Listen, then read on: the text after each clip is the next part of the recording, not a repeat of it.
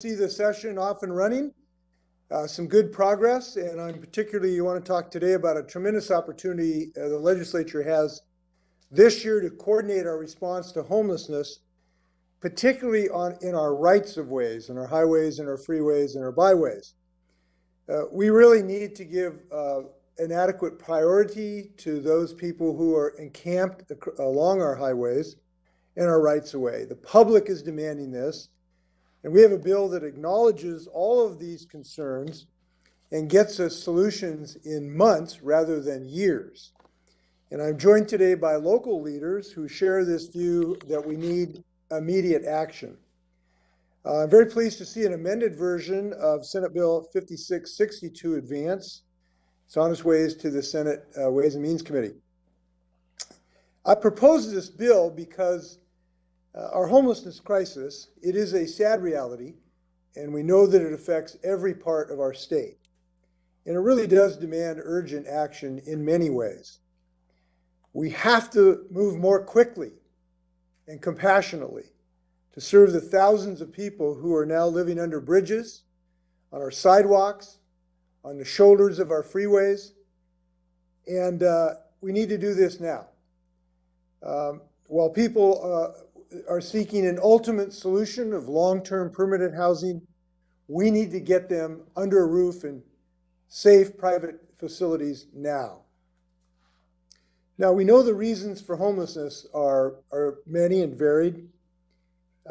We know that there is no one-size-fits-all solution, but we do know that moving with speed is a good decision right now. Now, we have not been passive in the face of this in the past years. I just want to note that.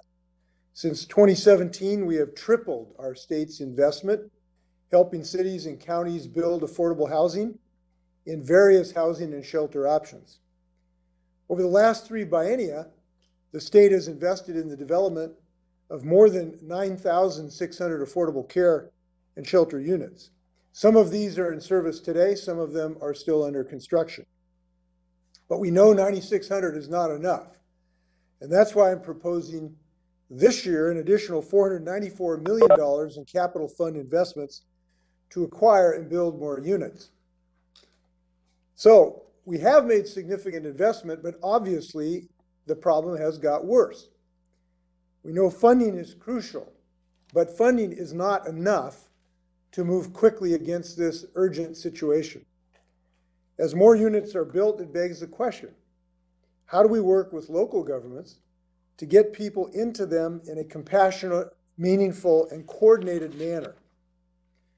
So the team this legislation would create will help local jurisdictions with prioritizing some of these units that will be brought online to help people move who are today encamped on our right-of-ways towards permanent housing. Now, I understand that service providers and local leaders can face seemingly unending challenges in prioritizing to whom they should reach out to and how to best help them. They do know their communities best, and they are extraordinarily dedicated to this work. They are compassionate people. But we in state government have a stewardship responsibility for our rights of way and a moral obligation to people who are today living in squalor along our rights of way. So this bill clarifies that as local jurisdictions are developing their action plans, they must consider how to transition people encamped on today's state's right-of-ways. This legislation does not prescribe how local jurisdictions do this, nor does it authorize sweeping people out for no reason and no place to go. But with record numbers of shelter and housing opportunities becoming available, we need to do more to be more coordinated in our approach across jurisdictions to respond to these challenges and the challenge that these encampments pose both to the individuals and to the public at large, as well as public access to the areas that do belong and are expected to be used by the public. Certainly that includes our roads. So we need, the people in the state need to see action this year in our communities. We know that a moral society is one that helps those most in need, and we are not meeting that need at the moment. It is a moral choice and a right choice to transition people out of these encampments, and we have come to accept this as too commonplace. We need to act. We're not seeing enough progress. This bill will give us a tool to accelerate this so that we find solution in months rather than years and decades. So we have some very dedicated people in this regard to address us today about this bill. I want to start by thanking King County Dow Constantine to talk about his observations. And Dow, if you are on the line, I'd love to listen to your thoughts. Well, thank you, Governor. I am, and I appreciate the invitation to be here today, along with all of these great local leaders. From every corner of the state, urban, rural, from small towns to skyscrapers, every community has seen the all too common results of the combination of housing costs rising and wages staying flat. And homelessness is happening really across the state, in every community, in every region. Intergenerational inequities intersect with housing and behavioral health crises to affect every part of Washington. While it may look different in Seattle than it does in Yakima, it is a challenge we all face and that we all want to meaningfully address.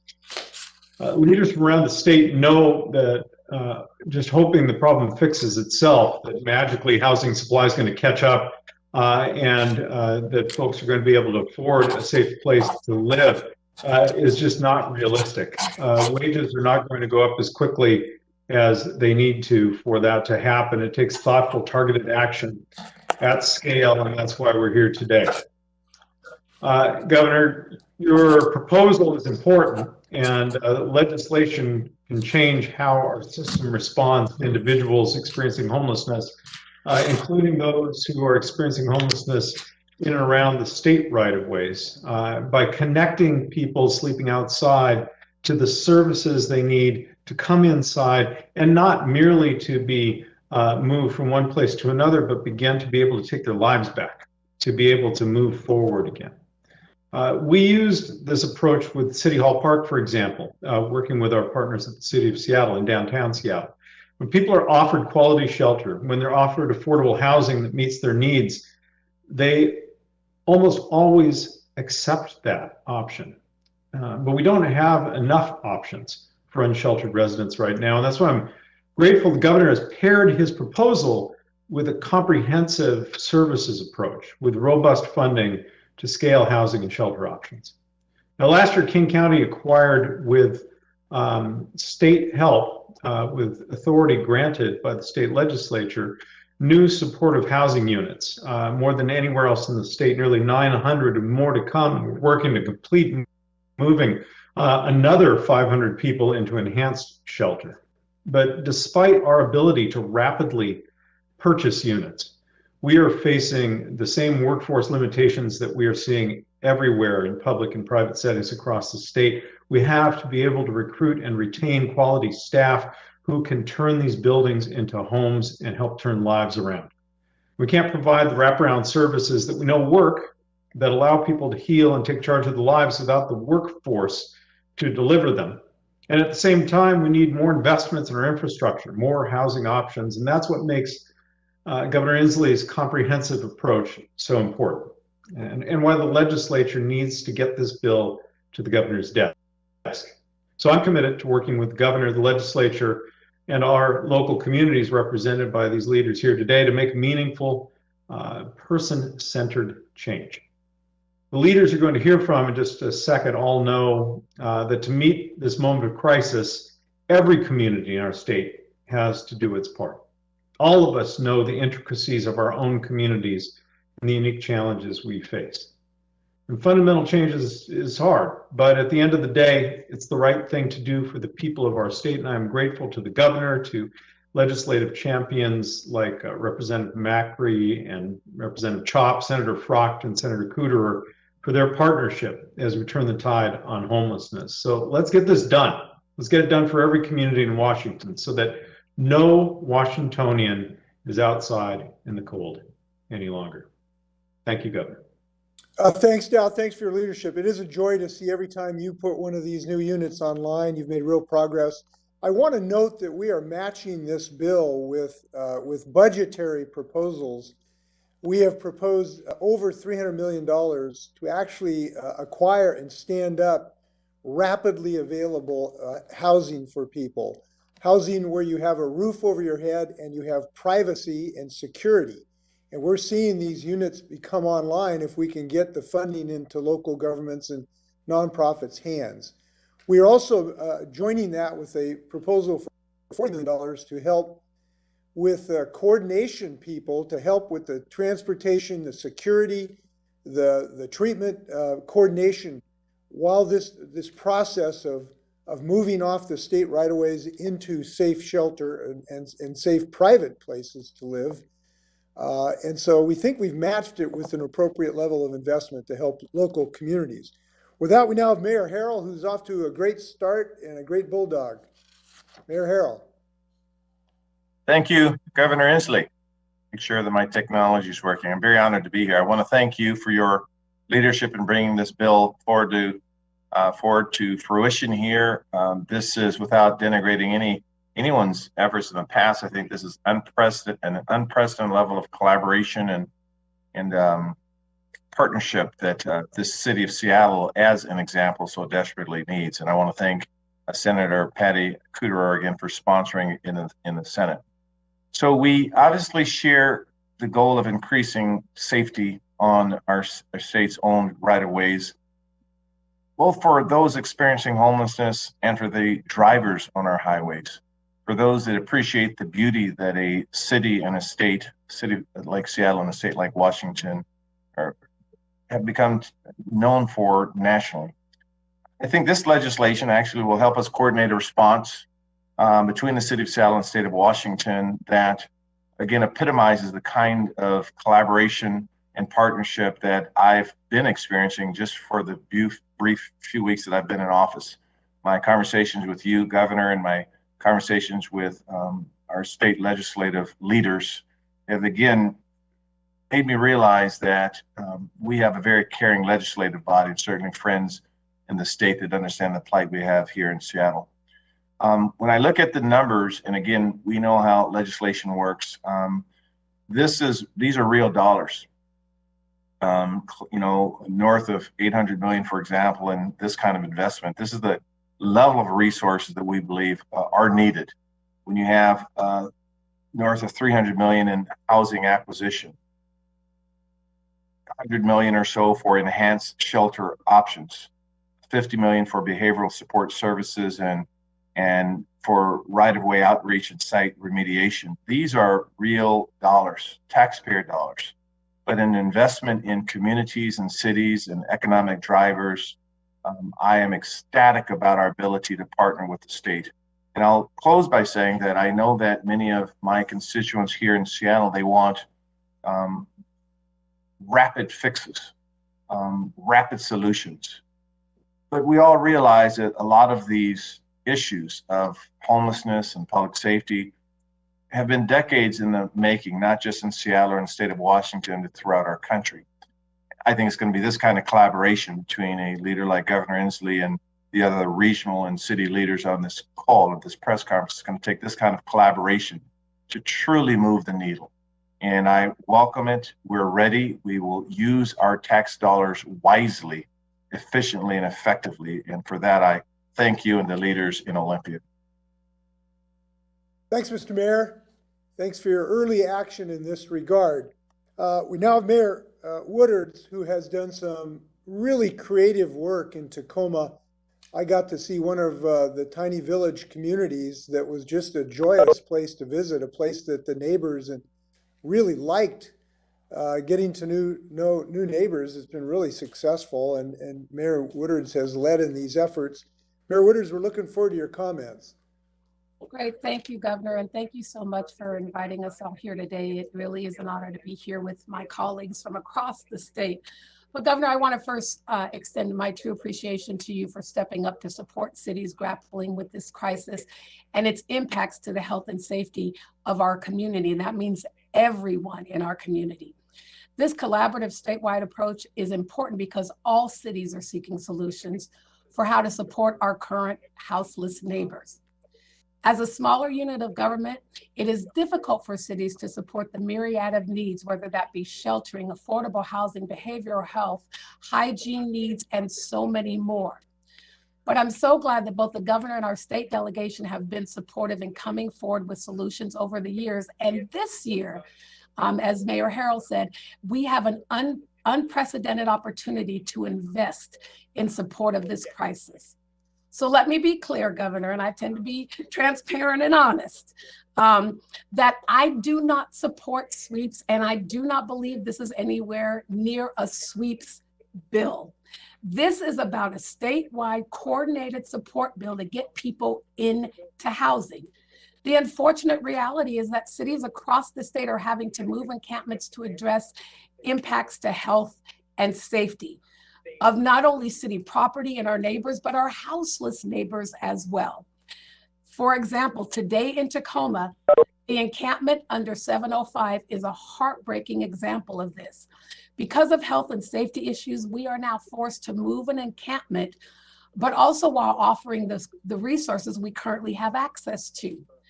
I wish that we as a city today had the resources proposed in Senate Bill 5662 and could offer them increased access for the needed rapid supportive housing and wraparound services. We know this is a very complex issue for every community, but having state support will allow us to better show up, serve, and put people on a better path to permanent supportive housing. We've been out here on our own as cities and towns in the state trying to do what we can. And I just can't state enough how grateful we are for a statewide solution to an issue that crosses city boundaries and county boundaries. As we all know, this is a complex issue and we need all hands on deck in a thoughtful, caring, and compassionate way if we're really going to address the true issue at hand. Bold investments like this can help us make true progress in serving our neighbors experiencing homelessness. And again, I'm grateful for Pierce County Senator Trudeau for signing on, to the governor's office, and to all the sponsors on this bill for bringing it forward. It offers a true solution for everyone who lives in our community, whether they are housed or unhoused. Thank you, Governor. Well, thank you, Mayor. And I think one of the secrets to your success is you have made sure that this is supported housing, that people do have the mental health treatment that they need. They do have the crisis intervention they need. And that's one of the reasons we proposed $40 million to you to help do those things. And where you've done that, you've been very, very successful. So thanks for lending your strong voice to this effort. And now we have Spokane Councilmember Wilkerson. Spokane's doing some really creative things. Could you share your views? Well, also, Governor, I want to thank you for inviting me to share my views and for this proposal. So I want to speak just quickly.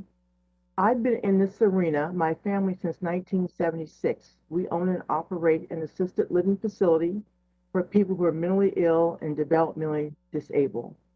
And I have witnessed firsthand the changes and the challenges that this population has encountered. I talk about the continuum of care.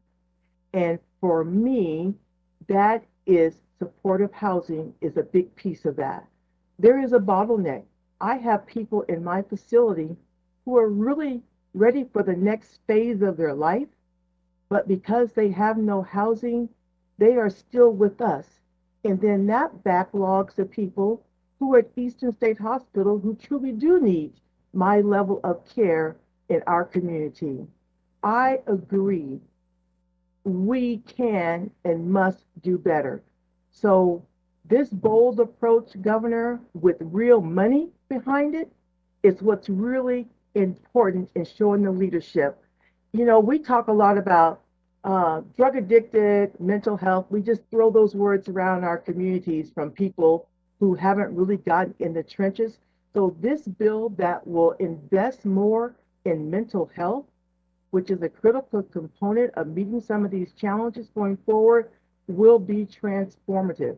I'm excited about that. For the first time, Spokane is truly faced with encampment along our state lands. Off of I-90, we have an encampment, and last year we just had our first death in that encampment. So it's not only making those people safe as they deserve, but the people around them and the community safe. It's that partnership that this bill will provide. I'm excited because it allows us to be flexible. It allows us to be nimble. It allows us to be responsive and unique to meet the needs in our own communities. That's what is most exciting. But also in this, it talks about providing a general rate increase to behavioral health providers. That's a field that everybody cannot do. It takes special people, and they need to be compensated for that because it is a heavy lift coming up. So going forward, that stabilization centers, we have 3 in Spokane. Our police have spoke about how that has given them another resource to locking people up when they really need the interventions of mental health services and medical services. So again, housing, mental health, what everyone else has said, I am in support of this. I am appreciative of your leadership because every community has not taken on these challenges in a holistic approach. This bill to me gives us a holistic approach instead of piecemeal. And so if we got a plan that we can plug in where the needs are, I'm excited about this and what Spokane can do. And this will give us the opportunity of not pitting our citizens against our businesses, against our neighborhoods, but it will allow us to work together to accomplish what we all want, all of our Washingtonians to have a roof over their heads and be safe. So I really thank you for this, and I thank you for the time to allow me to speak on this. Well, thank you. Keep up the great work in Spokane. This is a statewide issue, and I'm glad we all recognize that. We now have City Council President Juarez. Madam President. Thank you. Thank you, Governor Inslee, for that introduction. I haven't been called Madame yet, but thank you. As you know, my name is Deborah Juarez, and I'm president of the Seattle City Council. In 2015, the city of Seattle declared a state of emergency on homelessness.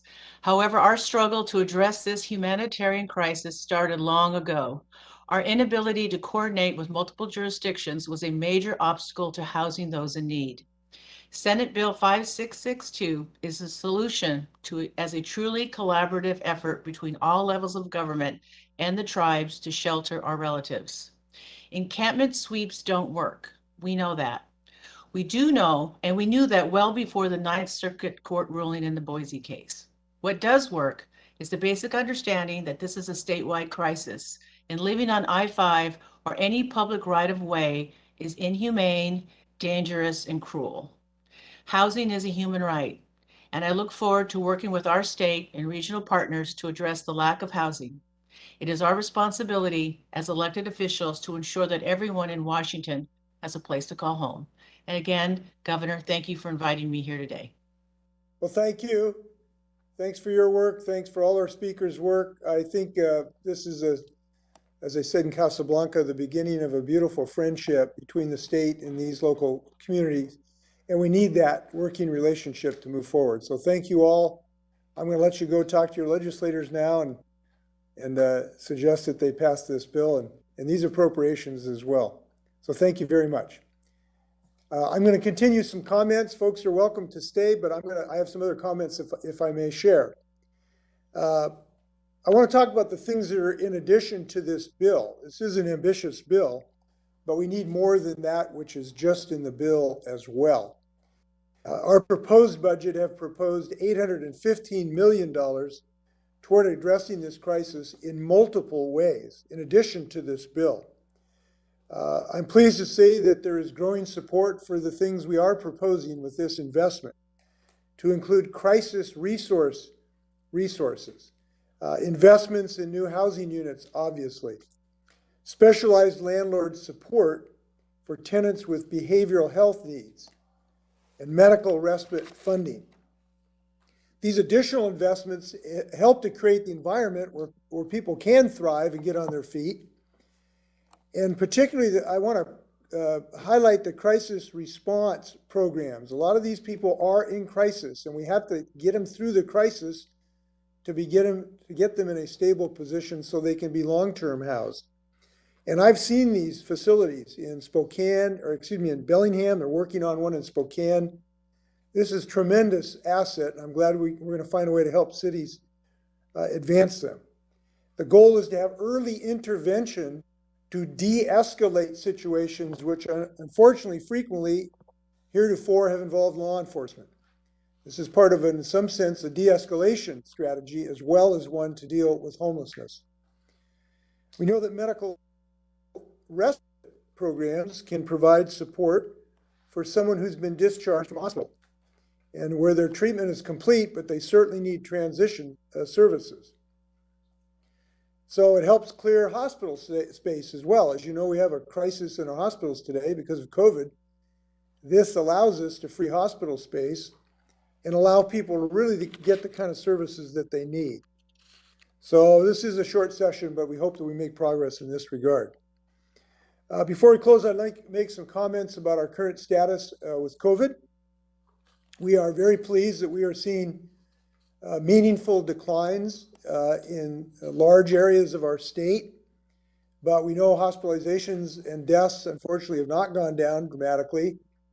We hope that that will occur, and typically that does following a decline in our infection rate. But we also know that infections are likely to continue to increase for some period of time, particularly east of the Cascades. Now, we have saved thousands of lives. I certainly have talked with you about this before because we've done some good work as a state, but we still do have challenges.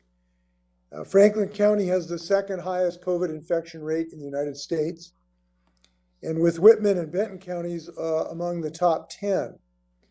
Recently, Sacred Heart Hospital had more people in the hospital than they'd ever had before through this entire pandemic. So I'm glad the National Guard is able to help some of our hospitals, and we want to thank them for pitching in. The Guard they've done virtually everything we've asked them to for the last 2 years. We know the Omicron variant has resulted in record levels of infection, but we know the best way to fight it is to get vaccinated. And depending on your age, you are anywhere from 5 to 8 times more likely to be hospitalized if you have not been vaccinated. And we now have access to vaccines, to boosters. This is such a proven response. We hope people, particularly if you have had 2 vaccines, I can tell you if you get your booster, you're going to significantly decrease the chance that you have been hospitalized, that you would be hospitalized. So we know vaccination and boosters save lives. And while we continue targeting communities with the lowest vaccination rates, we're also investing in testing and masks, as you know. In January alone, the state distributed 9.8 million masks through the Department of Health. And the Department of Health's immensely popular portal has seen to it that over 2 million tests will be delivered to Washingtonians. Many, if not most of them, have already in their hands. So we're making progress. We have more to make. With that, you may fire it when ready, Gridley. Up first, we'll go to Rachel with AP. Go ahead, Rachel. Hi, good afternoon. I have a couple of questions, one for any local officials that are still on the call, and then one on a separate topic for the governor. So for the local officials, are there any specific additional actions that would help better address homelessness in your communities that current legislation doesn't cover? And then for the governor, insured groups have filed 2 legal actions seeking to stop the credit scoring ban that Insurance Commissioner Mike Kreidler announced this week, saying he bypassed the legislative process and exceeded his authority. What are your thoughts on that new rule, and do you agree with how the insurance commissioner went about this process? I'll let the city folks answer first if they'd like. If anyone's still there. Yeah, I'm here. Can I hear the question again, ma'am? I'm just curious if there are any specific additional actions that would help better address homelessness in your communities that's not covered either by the governor's budget proposal or the current legislation that's in play right now?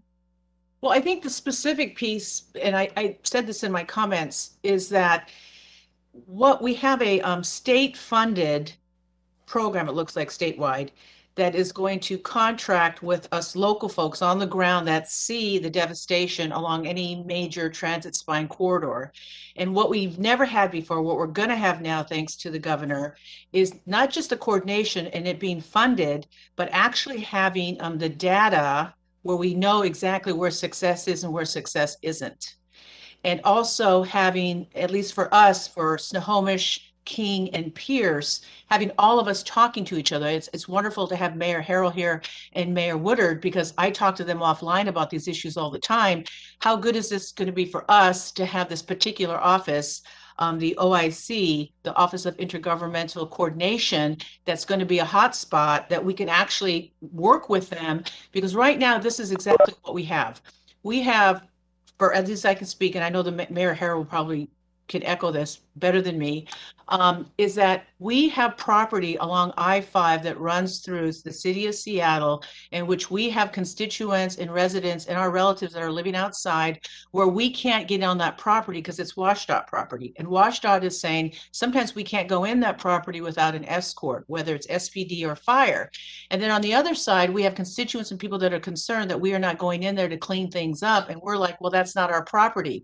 So this is a wonderful way for us to leverage local resources with the help of the state. And so for that, I want to thank the governor, and I'll let Mayor Harrell speak. Thank you. Thank you, Council President Juarez, for those comments. And I don't disagree with anything you said. So in my direct answer would be, the buckets of investments are the right ones, whether it's housing acquisitions or enhanced shelter or some of the behavioral support services. The buckets are right, and our teams gave input, and the input was listened to by the governor and other folks in Olympia. So we are comfortable there. The coordination piece that Council President Juarez talked about is critical. And these are staff-to-staff conversations. There are some legal issues associated with properties we can or cannot go on without sometimes written permissions. And so we are confident we'll work out the logistics. But in terms of the buckets, the segments of investments, these are the right investments. Thank you. As far as the insurance company issue, here's the way I look at it. Imagine a retired teacher. She's been driving for 50 years and never had a ticket and never had an accident. And then she has a heart attack and has, some unpaid medical bills for a period of time. So on her credit score takes a hit. I don't think it's fair for the insurance company to whack her on her next insurance premium when she's been driving safely for 50 years. We should ask the insurance industry to evaluate people on their driving behavior and their actual behavior, not on some, a half-baked proposal that they find convenient. And I just don't think it's fair to good drivers to punish them if they've had some credit difficulty. So I support the general direction the insurance commissioner has suggested. I have not had a chance to be briefed on the particular proposal he's made. I assume I will be, but I think this is the appropriate fair thing in the state of Washington. We should ask insurance companies to evaluate citizens fairly on their driving record. Next question comes from Joe with the Seattle Times. Go ahead, Joe. Oh, two-part question. First for the governor and second for Mayor Harrell and Councilwoman Juarez, whoever can speak to it. For the governor, since this bill out of committee has been limited to DOT-controlled lands, do you have an idea of potentially houseless people that this bill might touch on? And then from the Seattle delegation, I'm curious to hear more about what impediments WSDOT has given you. Are they not allowing you on the properties? Are they not allowing you to get escorts to go on there? Just like to hear a little more. Joe, you broke up a little bit. What were you asking again? Something about DOT or non-DOT? Yeah, the bill out of committee restricts us to DOT-controlled lands, the focus. So I'm just curious if you have a sense of how many encampments and how many potentially houseless people would benefit from this program. And then for the Seattle delegation, curious to learn a little bit more about the impediments WSDOT is giving you to get onto land in Seattle? I do not have a number, but I can tell you it's too many. That's what I can tell you. It's all up and down I-5 corridor, and it's not just Seattle and east-west as well. So virtually anywhere you look, you can see this difficulty. So I will try to get some number. If we can give that to you, Joe, I will do so. And I will respond to the impediments or lack thereof. The last couple of years, I've not been in office, and so I can't speak to what's happened in the last couple of years. I can speak several years ago. It wasn't so much that there were impediments, that there was just a process by which the city is required to take action on state property. And I think there are some documents or an approval process. I can't say that they were unnecessarily burdensome, but it was just a little clunky. And so now things might have changed. So I'm actually asking my executive team to look at a streamlined process so we can get people a house. And so I'm confident, but I can't really speak to any specific impediments that exist that we have to overcome right now. If I can follow up after Mayor Harrell.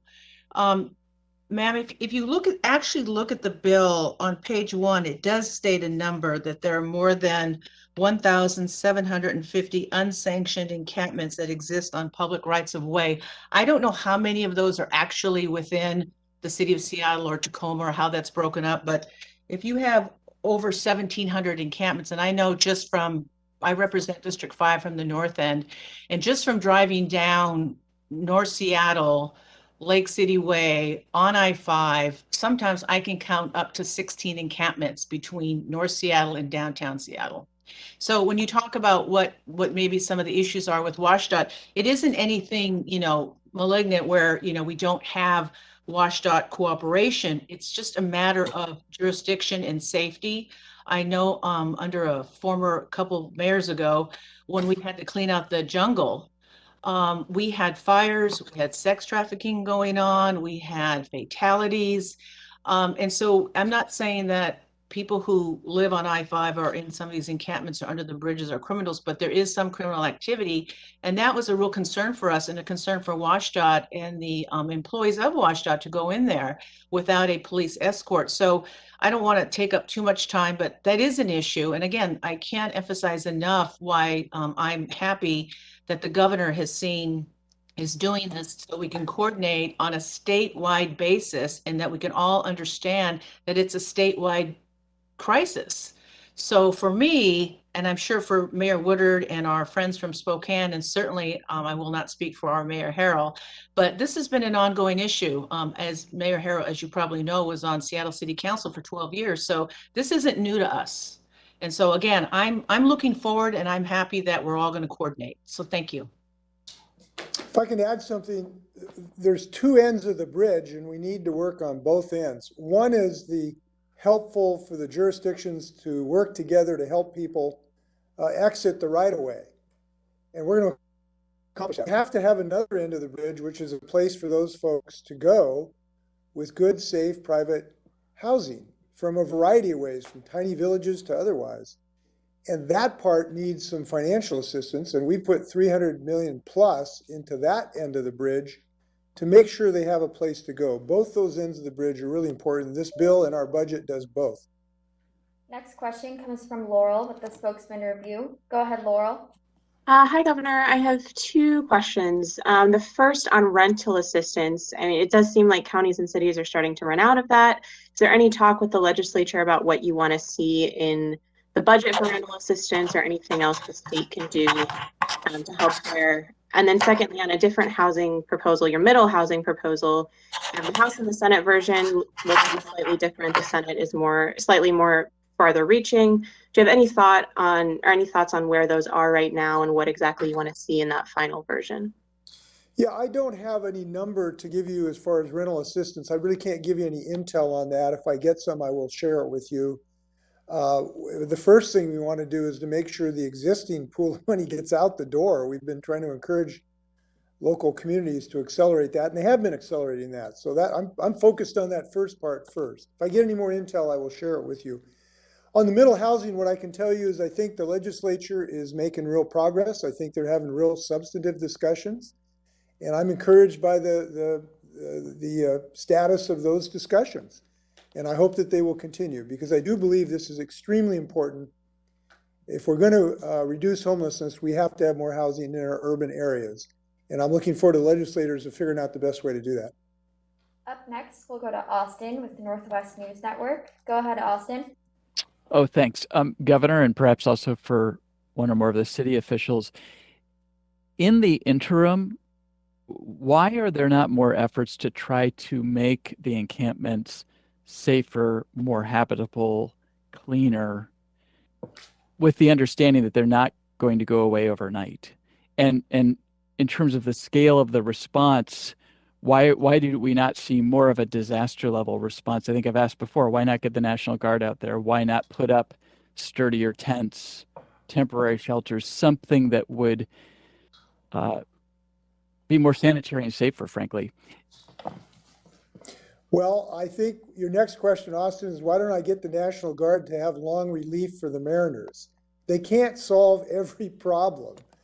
They do not have the capacity to solve this problem. And the National Guard are not a solution to every single problem we have in the state of Washington. And they're extremely stretched. They're in the hospitals today, and they've been busy for 2 years. We take these people out of their lives from insurance companies and Boeing and everywhere else, and they come in and volunteer to work. You know, there are limits to that. But more importantly, they just really aren't built for this long-term mission statement. If I asked them to go, I'm sure they would. They'll go anywhere when I ask them to. But they're really not built for this particular mission. As far as why not, I guess the tenor of your question is why not build a homelessness encampment, a better homelessness encampment 2 feet from the express lanes on I-5? It's just not safe. And there really isn't any way to do that in an effective way. You can't really provide services to people. We don't have access routes. They got to cross the highway to get to where they're going. I really think that's a non-starter. But what we do need is creative thinking on how we do move forward. If I can just spend a minute on this. When I say creative thinking, I think it is necessary for us to do that. I look at some of the creativity around these tiny home villages. And I've gone to several of these, from Moses Lake to Spokane to Tacoma. And I see very great successful models here. People have their own unit. They're in a roof. You have a bed. You have electricity. You have access to nutrition, frequently supportive services, a place to store your goods. And if you talk to the people who are experiencing homelessness, that's really important, is to have some privacy. They may not be asking today for, a fourth floor condominium with a corner apartment, but they need and want privacy and safety. And we're seeing across the state of Washington, they're creating whole communities that are being really successful. And I appreciate the creativity of communities, local community leaders are doing that. That's just one of the models that we hope to accelerate. But no, I don't think that works to try to do that on the side of I-5. Next question comes from Jerry with the Everett Herald. Go ahead, Jerry.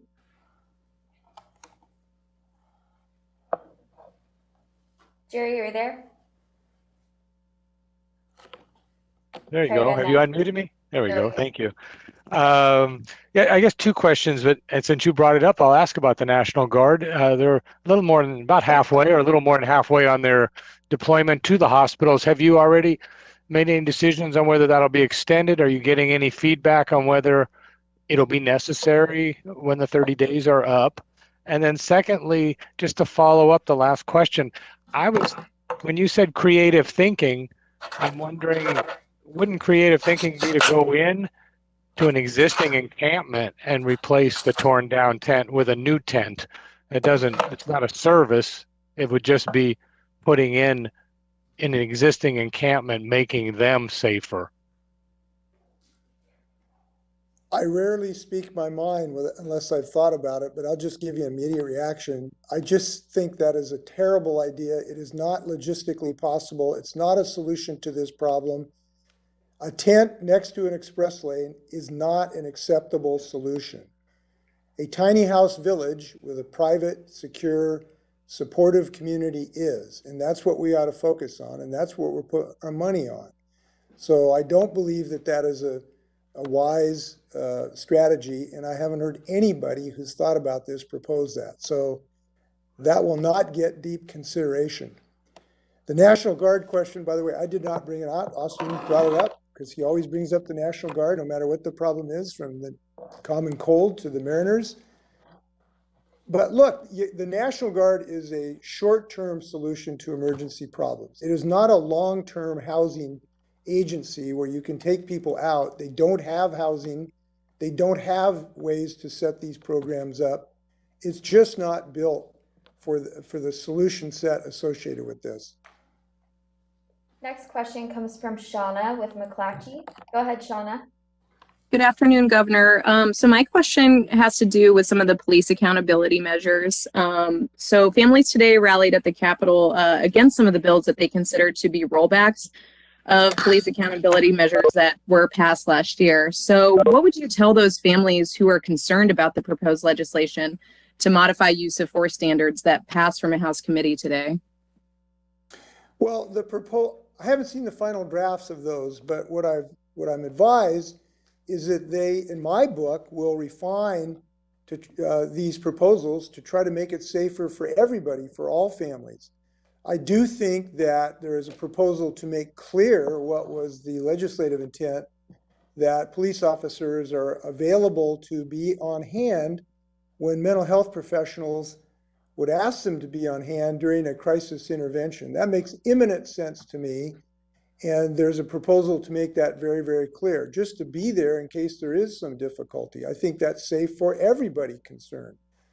There's another proposal that would allow, and I don't know if this is the one you're referring to or not, that would allow an officer to, for a short period of time, ask people to just kind of stay in place while the officer can sort out who's on first. And I think that is a safe thing for people, for everyone, including these community members, to figure out who's the victim and who's the assailant, and ask people to not be running around in a chaotic situation while the officer tries to sort that out briefly. I think that is a public safety and civil rights good thing to have happen, so that other citizens can't hurt other citizens' civil rights. And these frequently officers pull up, and it's very difficult to sort out what's going on in these chaotic situations. So I haven't seen the final version of the bill, but the thrust is something I think I can support, and it's consistent, in my view, of protecting people's civil rights so they don't get injured by another citizen for a brief period of time. I think it's a reasonable approach. Next question comes from Hannah with Cairo Radio. Go ahead, Hannah. Hi, if I could, Governor, we are hearing from some of the landlord groups, Rental Housing Association and some others, that there's been a significant loss in the last year of single family rentals up to 10,000, I think specifically even in just King County. I'm wondering what is, if anything, that you are doing, paying attention to that beyond the bill from Senator Doss. And then also for the Seattle officials, President Juarez and Mayor Harrell, I'm wondering if this bill passes for the encampments and the intergovernmental cooperation, how long before you think we would see a visible difference in Seattle? Well, we want to do this as fast as humanly possible. This is why probably the bulk of the investments I've suggested to be in rapid housing that can be done in months rather than years. That frequently is what you might think of as somewhat non-conventional, like these tiny home villages, and there are many other ways. King County's looking at conversion of motels, for instance.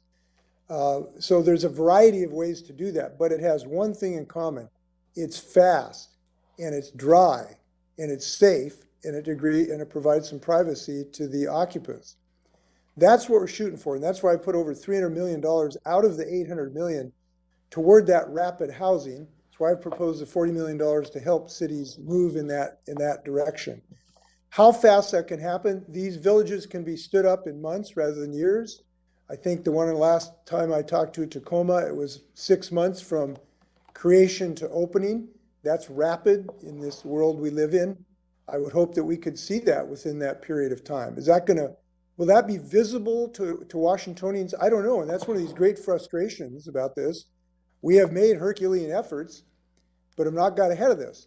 So I hope it would be visible to people because we could show them specific encampments along I-5 that move to specific locations in a hygienic, safe way. I think we will be able to do that within several months if the legislature moves in this direction, and that's relatively fast. The loss of rental, is a tough problem, you know, because we're facing land prices that have gone up so dramatically because of the huge demand, because our economy is so hot. We've got one of the best economies in the United States. Lots of people are moving here, and we simply are not building enough housing to house these people. We have to build more housing, including middle housing. So one of the things we're doing is this middle housing bill that would accelerate or allow the acceleration of building more middle housing in urban areas by removing the artificial restrictions that makes it illegal to build affordable housing in many of these cities.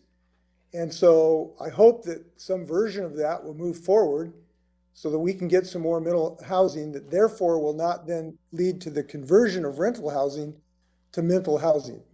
So I do think that's part of the solution. It's not the only one.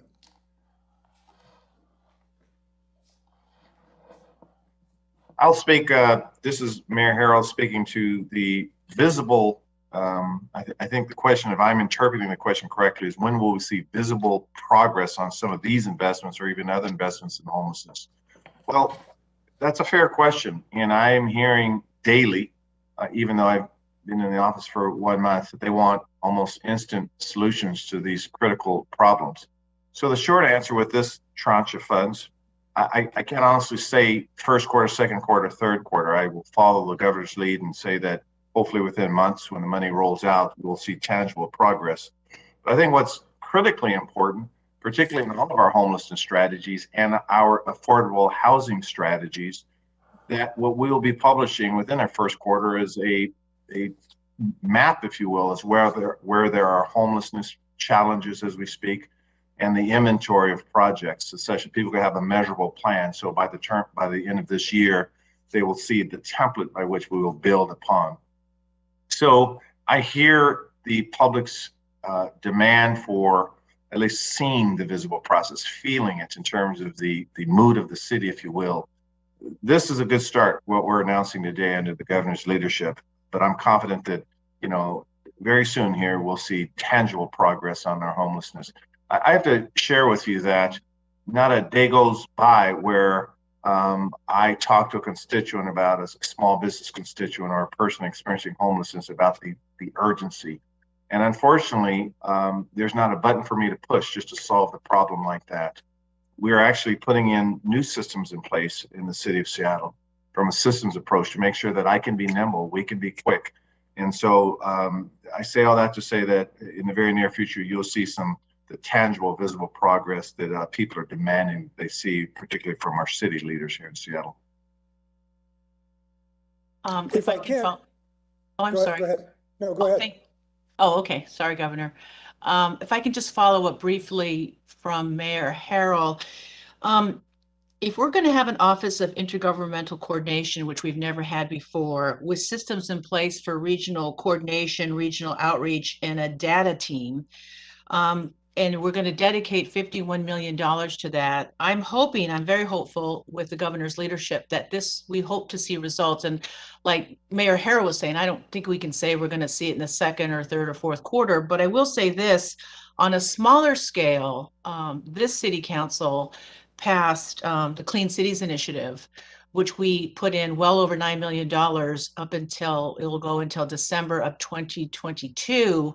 And it actually is just kind of a micro model of what the governor is doing, in that we have put together with our Clean Cities Initiative a coordinated response citywide by bringing together all of our families of Seattle Parks and Rec, Seattle Public Utilities, Seattle Department of Transportation, and HSD, all working together, not only to clean the city and bringing in human services, but providing those services. So we're all coordinated. So we were already siloed, but then we realized we needed to be coordinated. So that's why it's so wonderful that the governor is bringing forward a bigger model of what we've been doing in the city. And we've had we've had really good results so far, and expanding that on the park side. So again, I don't think we can predict like, oh, we're going to have great results in 6 months, but this is more than a great start. So thank you for your leadership, Governor.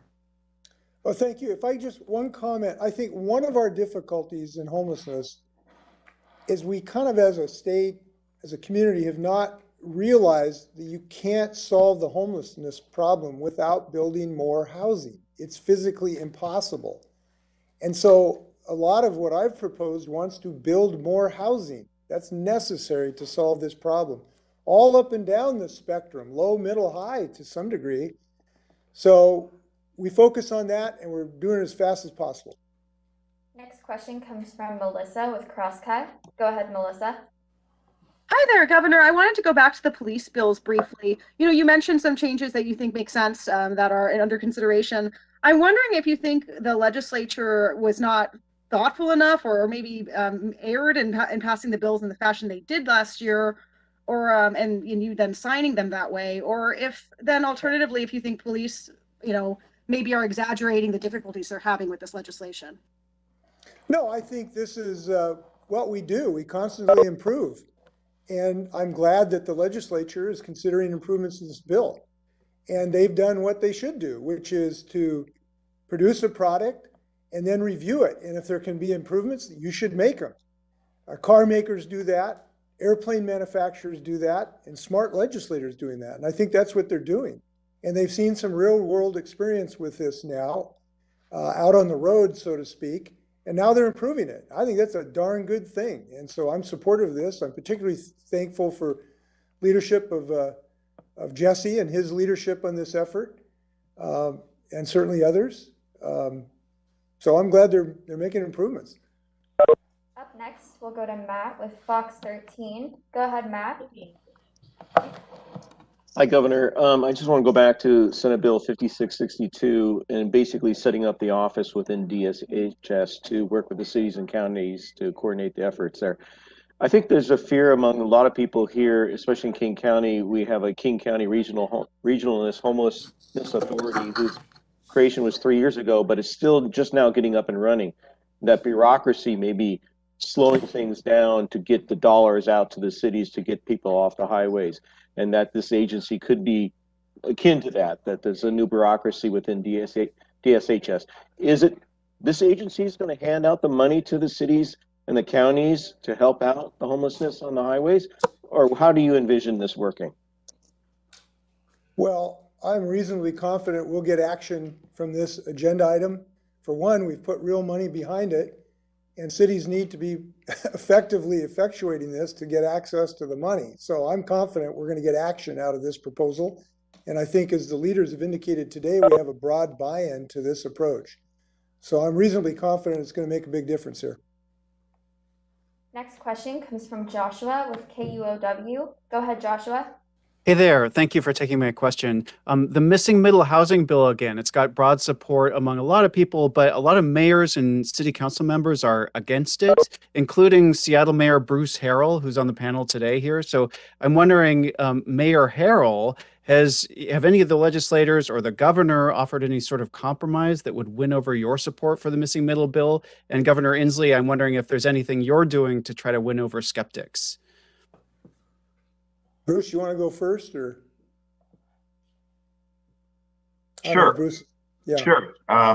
So to say I'm against the bill, that's a inaccurate statement. That what I've expressed and what our team has expressed in Olympia is just some concerns to make sure that, at least in Seattle, we have the level of community input that we want, that we have a unique situation here in many respects. And so the principles of increasing density, of using our zoning as a tool to achieve the right level of density and affordability, we're all in on those approaches. We also know that we have constituents out there that also sometimes want to have, I don't want to say more of a granular approach. They certainly want their due, the due process involved in communities. And so we're not opposed to it at all. There are just some concerns that we've asked our team to talk to the legislators about, to make sure that the community has the input that we want.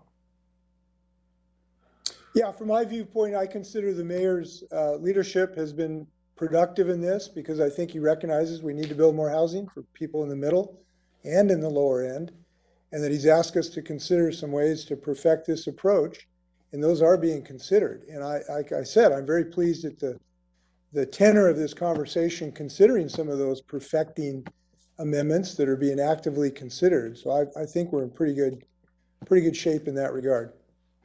All right, we have time for a couple more questions. If I can, let me add one more thing too. I know that there are some city officials who have not expressed support for this provision publicly, but I can't tell you how many conversations I've had with local officials privately who say, I know we have to have more density in our city.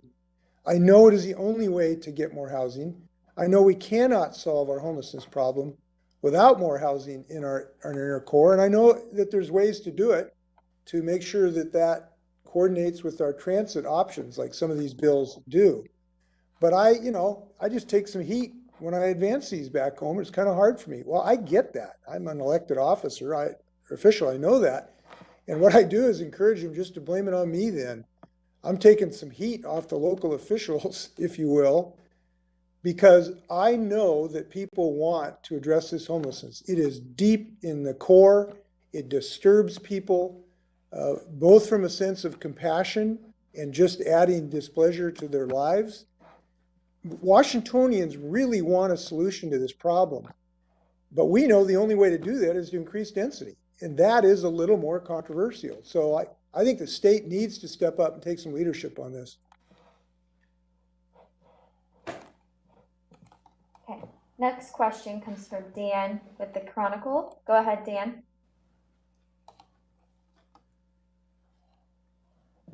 Dan, are you there? All right, we will try Cody with Creme. Go ahead, Cody. Good afternoon, Governor. My question is, this is a statewide effort, but with this being a statewide effort, how do we expect this to impact Spokane and Eastern Washington in particular when we compare to Western Washington and Seattle, where before we had seen this homelessness issue be more of an issue for Seattle and Western Washington, but how are we expecting this effort to really impact Spokane and the east side? Well, with equal intense interest in trying to reduce homelessness wherever it is, and I know it is in Spokane, I know it is in Moses Lake, I know it's in Walla Walla, where I've gone to a tiny home village in Walla Walla. It's in every city virtually to some degree. So I do think that this will help cities broadly across the state of Washington. And I don't look at it as a differentiated problem or differentiated solution. Everybody needs some assistance here, and I'm happy to render it. Governor, this is Councilmember Wilkerson from Spokane. I'd like to respond to that question. What makes me excited as a leader is that there will be some designated funding. That has been our challenge locally, as to finding the dollars that would impact these challenges and get us to some solutions. So that is my hope and optimism about this bill going forward. All right, we will try Dan with the Chronicle one more time. Dan, are you there? Dan? Okay, any final words, Governor? No, except I appreciate everybody's interest in this subject. I know we can make progress. We've tried to do it on a very accelerated basis, and I hope we will succeed. Thanks very much. Thank you.